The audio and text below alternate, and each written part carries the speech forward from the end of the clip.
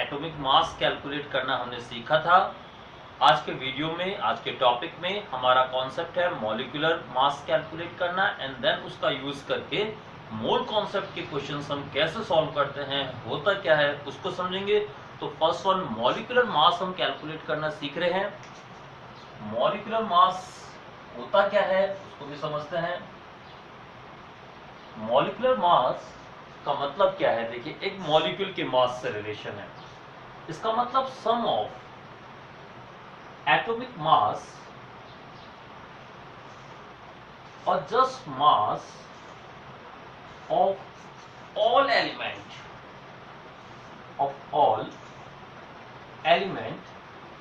present in a molecule, यानी कि एक मॉलिक्यूल में जितने भी एटम्स हैं उन सभी एटम्स के मास को अगर आप ऐड कर लेते हैं देन यू गॉट मॉलिक्यूलर मास।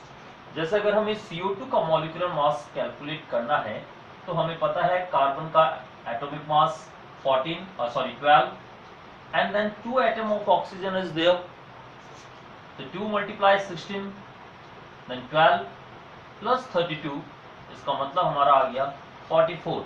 हमने आगे U लिख दिया। लास्ट टाइम आपको बताया था U that means unified mass, atomic mass unit को इंडिकेट करता है। ये जब U लिखा जाता है तो ये वन मॉलिक्यूल के मास को रिप्रेजेंट कर रहा है। इन अ सिमिलर वे अगर हमें H2O के मास को निकालना है तो 1 multiply 2, बिकॉज हाइड्रोजन का atomic mass 1 multiply 2 atoms are there, plus oxygen का 16, then you got 18U। In a similar way अगर आपको किसी भी अनदर मॉलिक्यूल का निकालना है, लाइक Na2CO3 है, अगर हमें इसका भी निकालना है तो sodium 23 multiply 2 plus 12 plus oxygen 16 multiply 3, then अगर आप इसको ऐड करते हो 23 multiply 2 46 plus 12 plus 48, then what you got, आप इसको टोटल ऐड करोगे then you got 106U। In a similar way अगर आपको कभी Na2CO3.10H2O, यानी कि अगर आपसे वॉशिंग सोडा का मास से पूछा है तो Na2CO3 का जैसे हमने निकाला सेम यही आएगा, प्लस आप क्या कर देंगे 10 मल्टीप्लाई H2O का मास यानी कि 18, आप इसको सॉल्व करेंगे you got 106 plus 180, it means 286U। तो आप इजीली किसी भी मॉलिक्यूल का मास कैलकुलेट कर सकते हैं। अब अगर हमारी रही बात की U का मतलब, तो हमने कई बार आपसे बोल दिया है U का मतलब यूनिफाइड मास, ये एक मॉलिक्यूल के मास को रिप्रेजेंट करता है। जैसे हमने यहाँ 44U लिखा है, यानी वन मॉलिक्यूल का मास। अगर इसी के प्लेस पे कभी आपको 44 ग्राम लिखा हुआ है, यानी कि हम 1 मोल CO2 के मास की बात कर रहे हैं। तो अब चलते हैं मोल एक्चुअल में होता क्या है इसको समझते हैं। मोल हमारे लिए बहुत इंपॉर्टेंट है फिजिकल केमिस्ट्री में, स्पेशली जो न्यूमेरिकल पार्ट होता है उसमें इसका बहुत ज्यादा यूज है। तो फर्स्ट थिंग, मोल का मीनिंग समझते हैं। देखिए, मोल जैसे मार्केट में गए, हमने 1 डजन बनाना बोला तो शॉपकीपर हमें 12 बनाना देता है। हमने कन्वीनियंस के बेसिस पर हमने क्या किया, 12 सब्सटेंस के ग्रुप को नेम दे दिया 1 dozen. In a similar way chemistry में भी छोटे छोटे से एटम्स प्रेजेंट है किसी भी सब्सटेंस में, बहुत ही छोटे पार्टिकल्स होते हैं, हम उन्हें काउंट करने में बहुत प्रॉब्लम आएगी, उनके मास को कैलकुलेट करने में। तो हमने क्या किया कि एक नंबर प्रोवाइड कर दिया 6.022 मल्टीप्लाई 10⁻23। इस नंबर को हम एवोगैड्रो नंबर बोलते हैं, जिसे हमने Na से रिप्रेजेंट किया हुआ है। The group of this number of particle of any substance that is called 1 मोल। इसी के 6.022 मल्टीप्लाई 10⁻23 पार्टिकल्स का जो ग्रुप होता है, हम इसके लिए वर्ड यूज करते हैं 1 मोल, यानी इतने पार्टिकल्स का जो ग्रुप है उसे मोल कहा। यहाँ पर पार्टिकल का मीनिंग हम एटम, मॉलिक्यूल और आयन किसी से भी ले सकते हैं, यानी कि इतने पार्टिकल्स का जो ग्रुप दैट इज 1 मोल। अब ऑब्वियसली 1 मोल अगर हम इससे कह रहे हैं तो इनका कुछ मास भी होगा। किसी भी सब्सटेंस के 1 मोल का जो मास है, यानी इतने पार्टिकल का जो मास है वो कितना होगा, वो उसके ग्राम एटॉमिक मास या फिर मॉलिक्यूल के फॉर्म में है तो मॉलिक्यूलर मास के इक्वल होगा। एंड सिमिलरली अगर वो गैसियस फॉर्म में है तो उसका कुछ वॉल्यूम भी होगा। और हमने एक्सपेरिमेंटल बेसिस पे ऑब्जर्व किया कि किसी भी गैस के 1 मोल का जो वॉल्यूम है एनटीपी कंडीशन पे, नॉर्मल टेम्परेचर प्रेशर पे, वो होता है 22.4। यानी कि अब अगर हम यहाँ एक रिलेशन को क्रिएट करें तो हम देखते हैं कि देखिए 1 मोल का मतलब है इतने पार्टिकल्स का ग्रुप और इतने पार्टिकल का मास है ये। तो अगर हमें इतने पार्टिकल्स यानी एवोगैड्रो पार्टिकल का मास अगर पता है तो हम कितने भी पार्टिकल्स आपको दे, 10 पार्टिकल, 100 पार्टिकल, हम उनका भी मास कैलकुलेट कर सकते हैं मोल कॉन्सेप्ट की हेल्प से। और इसी तरीके से इसका अगर वॉल्यूम 22.4 है तो हम कितने भी पार्टिकल्स का वॉल्यूम भी निकाल सकते हैं।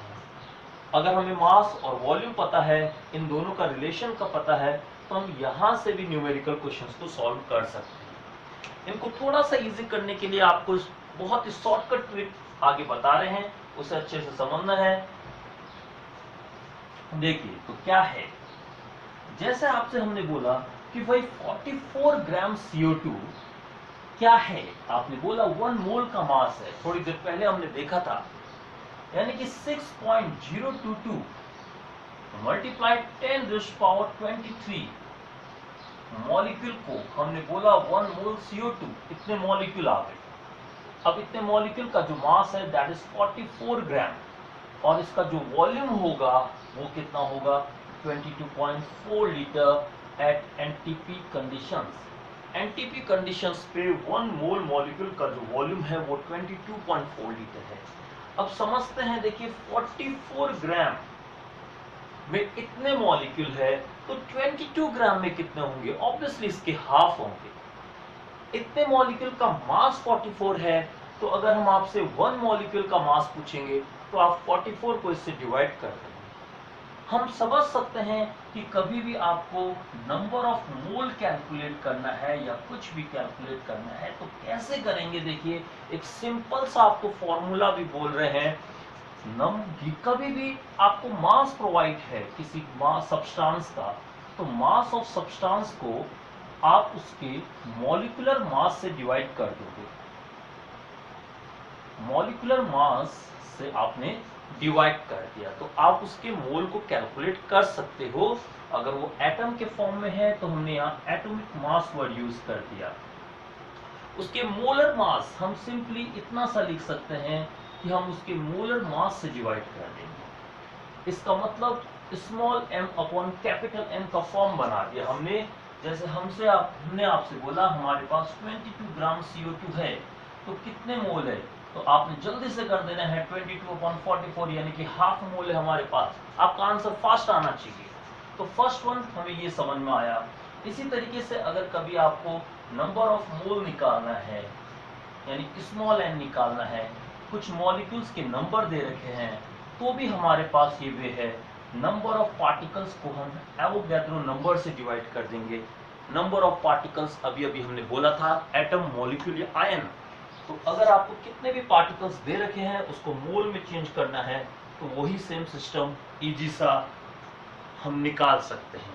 जैसे हमने आपसे बोला कि हमारे पास 3.011 इंटू 10⁻23 एटम्स है सोडियम के, तो आप क्या करोगे, इसको मोल में चेंज करने के लिए आप इसको डिवाइड कर दोगे। 3.011 इंटू 10⁻23 को 6.022 इंटू 10⁻23 से डिवाइड कर दिया, आपका आंसर आ गया हाफ मोल। हम इजीली निकाल सकते हैं, जो नंबर ऑफ पार्टिकल है उसको एवोगैड्रो नंबर से डिवाइड कर दोगे। In a similar way third thing, number of moles निकालने के लिए अगर वो कोई गैस आपको दे रखी है, उसका वॉल्यूम दे रखा है एनटीपी कंडीशन पे, तो आप 22.4 लीटर से उसको डिवाइड कर दोगे तो आपका आंसर इजीली मिल सकता है मोल के टर्म में। अगर हमसे बोला हमारे पास 11.2 लीटर CO2 गैस है एनटीपी पर, तो क्या करेंगे, 11.2 को 22.4 से डिवाइड कर देंगे, then you got half mole. Easily इसका मतलब हम मोल निकाल सकते हैं इन 3 टर्म्स का यूज करके। तो अगर हम इसको एक कंबाइंड फॉर्म में लिखते हैं तो हम क्या लिखेंगे, देखिए small n equals to small m upon capital M, यानी mass of substance upon molecular mass. In a similar way अगर पार्टिकल्स के टर्म्स में लिखते हैं तो x अपॉन Na, और वॉल्यूम के टर्म में लिखते हैं तो V upon 22.4 litre. NTP conditions यानी नॉर्मल टेम्परेचर और प्रेशर की कंडीशंस पे हम निकाल सकते हैं। तो ये था हमारा कुछ एक बेसिक फंडा मोल कॉन्सेप्ट को समझने के लिए। सिंपल, इसके आगे जो स्टिक्योमेट्रिक रिलेशंस होते हैं उनमें इसका यूज होता है, वो हम अपने नेक्स्ट वीडियो में देखेंगे।